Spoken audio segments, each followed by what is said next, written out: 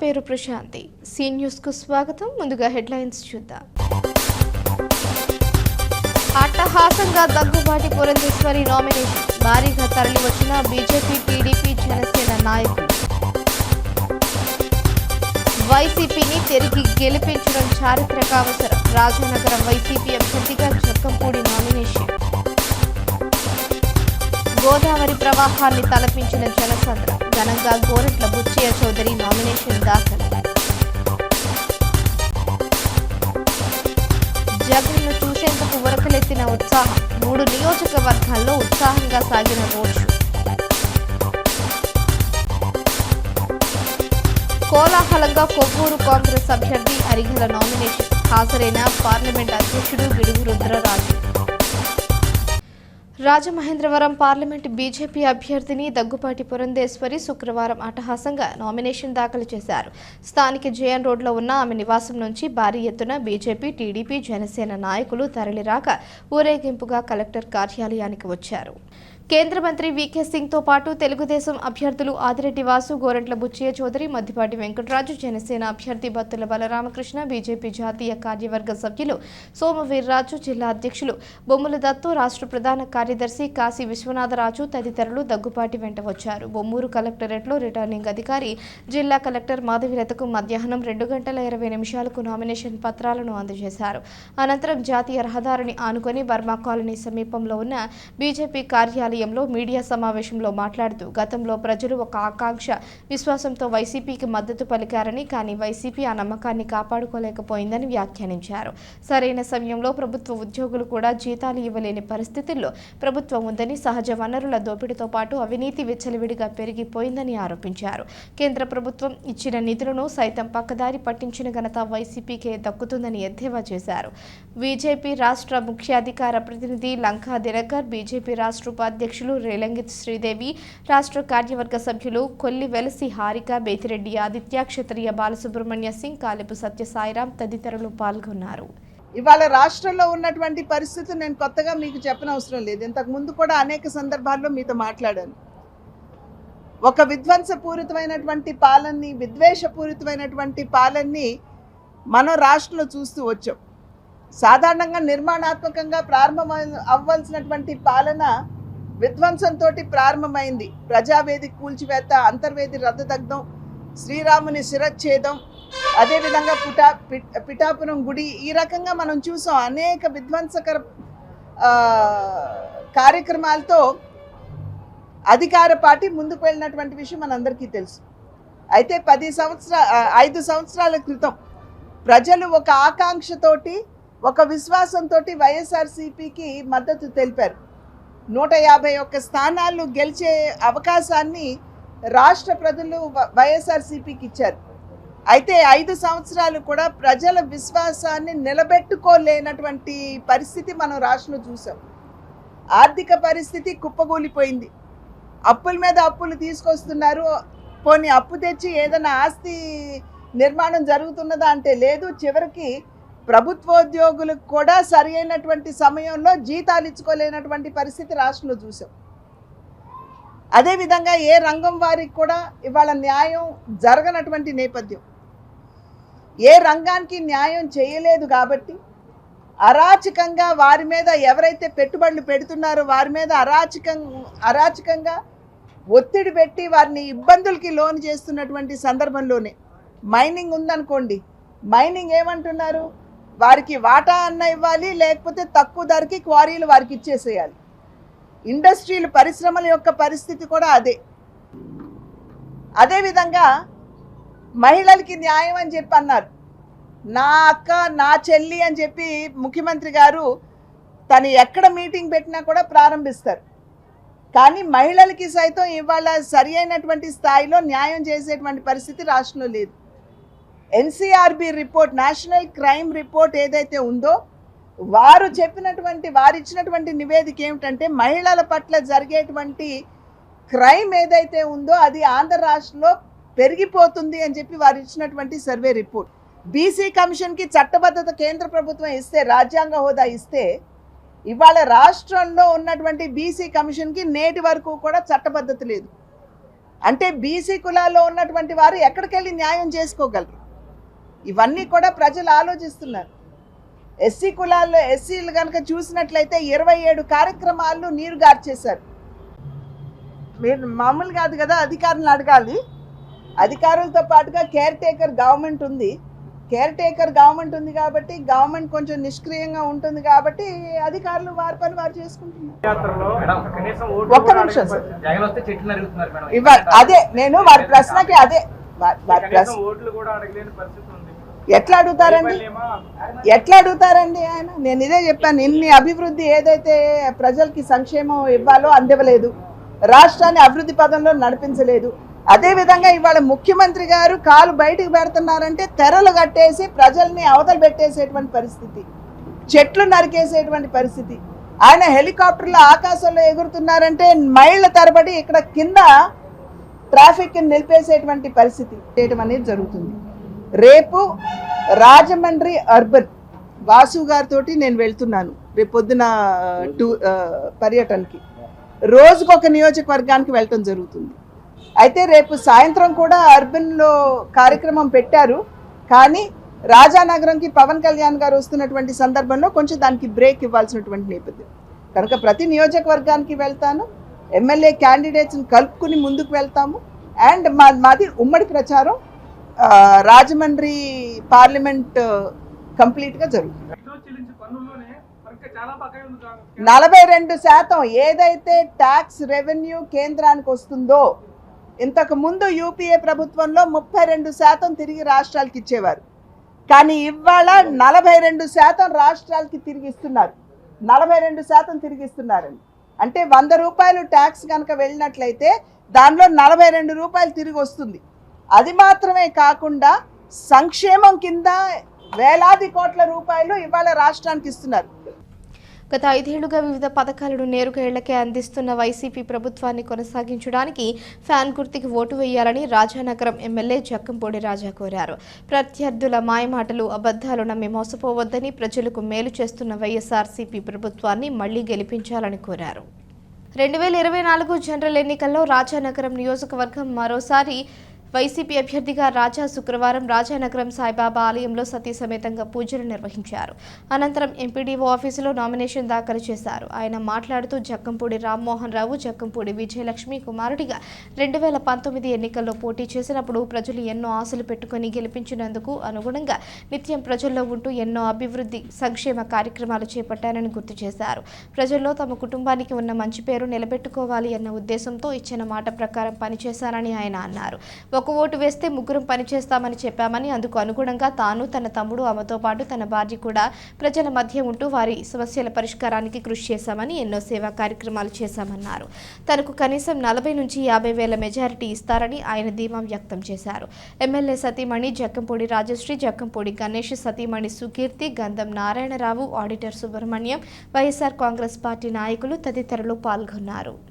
ప్రజల కోసం పనిచేస్తాం, ఎక్కడా కూడా ప్రాణాల కోసం లెక్క చేయలే. ప్రజల ప్రాణాలను ఏ రకంగా కాపాడాలి అనేటువంటి లక్ష్యంతోనే పనిచేస్తాం.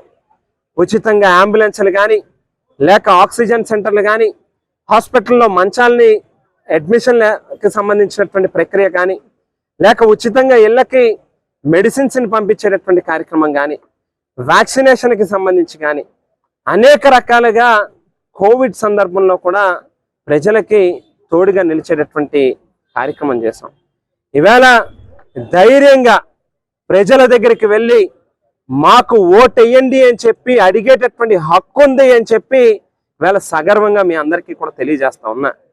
ఎక్కడా కూడా భయపడేదో లేకపోతే ఏదో వెనకడిగేసేటటువంటి పరిస్థితులు లేదు.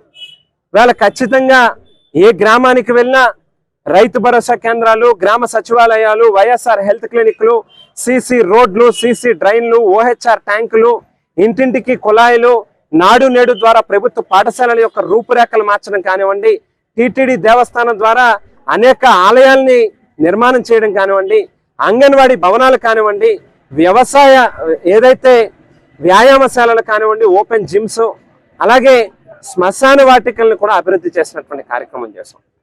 ఇలా ఏ గ్రామానికి వెళ్ళినా కూడా నేను పలానా పని చేశాను అని చెప్పి ధైర్యంగా చెప్పుకోగలిగేటటువంటి హక్కు ఈవేళ నాకుంది. ప్రీతమ ముఖ్యమంత్రి జగన్మోహన్ రెడ్డి గారు ఏదైతే ఈ రాష్ట్రంలో గతంలో ఏ ముఖ్యమంత్రి కూడా చేయనటువంటి రీతిలో తండ్రికి మించినటువంటి తనయుడిగా రాజశేఖర రెడ్డి గారు ఆవేళ 1 అడుగు వేస్తే నేను 10 అడుగులు వేస్తాను అని చెప్పి భారతదేశంలో ఉన్నటువంటి ఇతర ముఖ్యమంత్రులు ఇతర ప్రభుత్వాలు మన వైపు చూసేటటువంటి ఒక ఆదర్శవంతమైనటువంటి పాలనని ఈ రాష్ట్ర ప్రజలకు అందించారు. బ్యాలెట్ బాక్సుల్లో కనిపిస్తాయి. ఏదైతే జూన్ 4వ తేదీ నాడు బ్యాలెట్ బాక్సులు ఓపెన్ చేసినాడు కనీసం అంటే 40 నుంచి 50 వేల ఓట్లు మెజారిటీ రాకపోతే ఆవేళ మీరు అడుగుదురు కానీ నేనేం చేశానో లేకపోతే ప్రజలు ఏ రకంగా ఆలోచన చేశారనేటువంటిది ఆ రోజు మీకు అర్థమవుతుంది అని చెప్పి తెలియజేస్తా ఉన్నా. రాజమహేంద్రవరం రూరల్ నియోజకవర్గ టీడీపీ జనసేన బీజేపీ ఉమ్మడి ఎమ్మెల్యే అభ్యర్థిగా పోటీ చేస్తున్న గోరంట్ల బుచ్చయ్య చౌదరి శుక్రవారం బొమ్మూరు కలెక్టరేట్లో నామినేషన్ దాఖలు చేసి రిటర్నింగ్ ఆఫీసర్ తేజ్ భరత్కు నామినేషన్ పత్రాలు అందజేశారు. భారీ ఎత్తున పార్టీ నాయకులు అనుచరగణం వెంటరాక ఊరేగింపుగా బయలుదేరి వెళ్లారు. గోరంట్ల సోమలమ్మ గుడిలో కుటుంబ సమేతంగా ప్రత్యేక పూజలు చేసి అమ్మవారు ఆశీస్సులు తీసుకుని అనంతరం కార్యకర్తలతో నాయకులతో అభిమానుల మధ్య భారీ జనసందోహంతో గోరంట్ల తన నివాసం నుంచి ఎన్నికల ప్రచార వాహనంపై ర్యాలీగా బయలుదేరారు. కుటుంబ సమేతంగా వారి పెద్ద కుమార్తె కంటమనేని శిరీష, రాష్ట్ర వైద్య విభాగం ప్రధాన కార్యదర్శి రవిరామ్ కిరణ్ గోరంట్లతో టీడీపీ జనసేన బీజేపీ నాయకులతో కలిసి భారీ బైక్ ర్యాలీగా బయలుదేరి సోమలమ్మ గుడి road, RTC complex road, Kotipalli bus stand, Dhavaleswaram మీదుగా సుమారు 10,000 మందితో ర్యాలీగా రిటర్నింగ్ ఆఫీస్ అధికారి కార్యాలయానికి చేరుకున్నారు. ఈ సందర్భంగా గోరంట్ల బుచ్చయ్య చౌదరి రూరల్ మండల టీడీపీ అధ్యక్షులు మత్సేటి ప్రసాద్, జనసేన కడియం మండల పార్టీ అధ్యక్షులు ముద్రగడ జమ్మి, న్యాయవాదులు గోరంట్లతో పాటుగా రిటర్నింగ్ ఆఫీసర్ కార్యాలయానికి వెళ్లి నామినేషన్ పత్రాలు అందించారు. గోరంట్ల మాట్లాడుతూ రాజమండ్రి రూరల్ చరిత్రలో ఎన్నడూ లేని విధంగా ఈ రోజు నామినేషన్ కార్యక్రమం జరిగిందని, ఇది వైసీపీ ప్రభుత్వ పతనానికి నాంది అని, తన నామినేషన్కు అశేషంగా తరలివచ్చిన టీడీపీ జనసేన బీజేపీ నాయకులకు, కార్యకర్తలకు, అభిమానులకు అందరికీ కృతజ్ఞుడని అని గోరంట్ల అన్నారు. గోదావరి ప్రజల ఆత్మీయ సంబంధంతో 10వసారి తెలుగుదేశం పార్టీ తరఫున శాసనసభ్యుడిగా అసెంబ్లీకి పోటీ చేయబోతూ ఉన్నాం. 42 సంవత్సరాల సుదీర్ఘ రాజకీయ అనుభవాన్ని రంగరించి ఈ జిల్లా ప్రజలకి, నియోజకవర్గ ప్రజలకే కాకుండా రాష్ట్రానికి ఉపయోగపడేలాగా ఈ రాష్ట్రంలో జరుగుతున్న పరిణామాలన్నింటినీ కూడా ఆకలింపు చేసుకొని ఈ రాష్ట్రాన్ని సర్వతోముఖంగా అభివృద్ధి చేయడంలో చంద్రబాబు గారు, పవన్ కళ్యాణ్ గారు చేసే కృషికి నేను కూడా నా వంతు సహాయం చేయాలన్న ఆలోచనలో కృషి చేస్తూ ముందుకు సాగుతాం. రాష్ట్రం చాలా ఇబ్బందికరమైన పరిస్థితులు ఎదుర్కొంటుంది. ఆర్థిక చేతగానితనం వల్ల ఈ ముఖ్యమంత్రి గారి నిర్దేశిత లక్ష్యాలని నెరవేరకపోగా రాష్ట్రం చిన్నాభిన్నమైపోయే పరిస్థితి వచ్చింది. మన రాష్ట్రాన్ని మనం కాపాడుకోవాలి, మన జాతిని, మన సంస్కృతిని, మన వాంగ్మయాన్ని మనం కాపాడుకోవాలి. మన ఉజ్వల భవిష్యత్తు నాశనమైపోతుంది. మన బిడ్డల భవిష్యత్తు అంధకారమయంగా మారుతోంది. ఉద్యోగాలు లేక, ఉపాధి లేక వలసలు పోయే పరిస్థితి నుంచి రాష్ట్రాన్ని కాపాడాలి. పేదరిక నిర్మూలన కార్యక్రమాలు సక్రమంగా అమలవ్వాలి. ప్రతి ఒక్క పేదవాడికి తినడానికి తిండి, కట్టుకోవడానికి బట్ట, ఉండటానికి ఇల్లు సమకూర్చడమే జీవన రామారావు గారి సిద్ధాంతం అమలయ్యేలాగా మనం ముందుకు సాగాలి. ఒకవైపు అభివృద్ధి, మరోవైపు సంక్షేమం, రెండింటిని 2 కళ్ళగా చూసుకుంటూ ముందుకు సాగాలి. ఈ అనుభవంతో 6 సార్లు శాసనసభ్యుడిగా గతంలో ఎన్నికయ్యాను. ఇవాళ నా ప్రగాఢ విశ్వాసం 7వసారి కూడా శాసనసభలో అడుగుపెట్టి ప్రజా సమస్యలకు ఒక గళంగా, ప్రజా సమస్యలు ప్రతినిధించేలాగా అసెంబ్లీలో నా శక్తి యుక్తులు ప్రయోగించగలనన్న నమ్మకం నాకుంది. ఏకపక్షంగా జరగబోతుంది. ఈ రాక్షస పాలన నుంచి విముక్తి చెందాలని, రాష్ట్రాన్ని కాపాడుకోవాలని, రాష్ట్రం అభివృద్ధి చెందాలంటే చంద్రబాబు లాంటి విజనరీ ఉండాలని, దానికి పవన్ కళ్యాణ్ గారి నాయకుడు సపోర్ట్ ఉండాలని ప్రజలు కోరుకుంటూ ఉన్నారు. 13వ తారీఖు ఎప్పుడు వస్తుందా, ఈ రాష్ట్రానికి చిన్నాభిన్నం చేస్తున్న వ్యక్తికి ఎలా గుణపాఠం చెప్పాలా, రాక్షస పాలన నుంచి విముక్తి చేయాలా అనే ఆలోచనలో ప్రజలు ఉన్నారు. ముఖ్యమంత్రి గారి సభకి బ్రాందీ సీసాలు ఇచ్చి, పలావ్ పొట్లాలు ఇచ్చి, డబ్బులు ఇస్తే కూడా జనం లేరు. ఎక్కడికక్కడ చేతులు ఊపుకుంటే పోయే పరిస్థితి. ఆయన చేతులు ఊపితే ప్రతిగా చేతులు ఊపేవాడే లేడు. అది ఇవాళ బుచ్చి చౌదరి నేను పిలిపించాను, మీరు కూడా సపోర్ట్కి వస్తారా అన్నాను. ఎందుకు వచ్చారు? ఇవాళ 5,000 మంది మోటార్ సైకిల్ మీద వచ్చారు. 5,000 మంది నేను ఊహించలా. ఈ స్పందన దేనికి నిదర్శనం? ముఖ్యమంత్రి గారు వస్తే చెట్లు నరకడం ఏంటండి? అశోకుడు చెట్లు నాటను, జగన్మోహన్ రెడ్డి చెట్లు నరికించను. చంద్రబాబు గారు కరెంట్ ఇచ్చను, జగన్మోహన్ రెడ్డి గారు చీకట్లు గమ్మించాను. ఏమిటండి దౌర్భాగ్యం? ఆయన వస్తే కరెంటు కోతలు ఏంటి, వైర్లు కట్ చేయటం ఏంటి, పరదాలు కట్టడం ఏంటో మాకు తెలియలే. ఎవరైతే నామినేట్ చేయబడ్డారో ఆ పార్టీ తరఫున అందరూ డిపాజిట్లు గల్లంతైపోతాయి. అసలు మీరు ఊహించినంత మెజార్టీలతో మిత్రపక్షాల ఎన్డీఏ అభ్యర్థులు గెలుస్తారు, రాష్ట్రాన్ని బాగు చేస్తారని సవినయంగా మనవి చేస్తున్నాం. సీఎం జగన్ను చూసేందుకు గోదావరి తీరంలో జనం వరకలెత్తారు. చారిత్రాత్మక రాజమహేంద్రవరంలో గురువారం జరిగిన మేమంతా సిద్ధం బస్సు యాత్ర రోడ్ షో ఆద్యంతం అభిమానులు పోటెత్తి తరలివచ్చారు.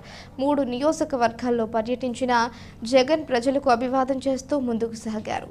రాజమండ్రి పార్లమెంటరీ నియోజకవర్గ పరిధి ప్రారంభమైన కడియపులంక నుంచి మొదలు రాత్రి బస అనపర్తి నియోజకవర్గం ఎస్టీ రాజాపురం వరకు జన ప్రవాహం కట్టలు తెంచుకుంది. మధ్యాహ్నం మండుటెండను వడగాల్పులను సైతం లెక్క చేయకుండా జనం రోడ్లపై జగన్ రాక కోసం ఎదురుచూశారు.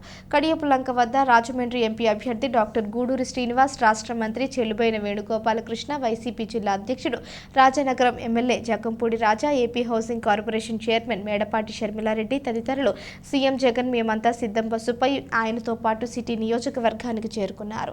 అక్కడి నుంచి Rajamahendravaram MP, YCP city MLA Margani Bharatram కూడా సీఎం జగన్ వెంట ప్రయాణం సాగించారు.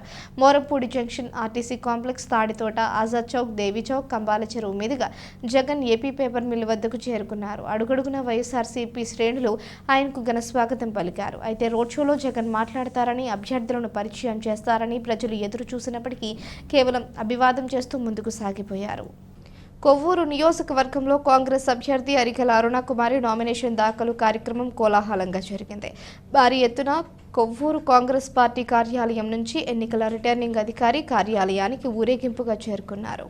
ముఖ్య అతిథిగా పాల్గొన్న గిడుగు రుద్రరాజు కొవ్వూరు పార్టీ ఆఫీస్ నుంచి మున్సిపల్ ఆఫీస్కి పాదయాత్రగా బయలుదేరారు. దారి పొడుగున్న కొవ్వూరు ప్రజానికం రుద్రరాజుకి అభివాదం చేస్తూ వారికి కరచాలనం చేస్తూ ముందుకు కదిలారు. జై కాంగ్రెస్, జై జై కాంగ్రెస్ అనే నినాదం కొవ్వూరు పట్టణంలో మారుమోగింది. ఈ కార్యక్రమంలో రాజమండ్రి అర్బన్ అభ్యర్థి బోడా వెంకట్, అధికార ప్రతినిధులు కొవ్వూరి శ్రీనివాస్, కాటం రవి, యూత్ కాంగ్రెస్ బిల్డర్ బాబీ, శ్రీనివాస్, శెట్టి ప్రతాప్, శివాజీ, కొవ్వూరు నియోజకవర్గంలోని మండల నాయకులు రాంబాబు, పీసీసీ సభ్యులు గడ్డం సాయిబాబా, ప్రెసిడెంట్ గంధం బాబ్జీ, సీనియర్ కాంగ్రెస్ నాయకులు పాకుర్తి ప్రభాకర్ చౌదరి, జిల్లా ఉపాధ్యక్షులు Konidala Srinivas, Ande Venkata Nagabhushanam, Gummapu John, Koy Venkatrao, CPI CPM నాయకులు సుందర్ బాబు, కొండల రావు, ఆత్మీ నాయకులు శ్రీనివాస్ గారు తదితరులు సీనియర్ నాయకులు పాల్గొన్నారు.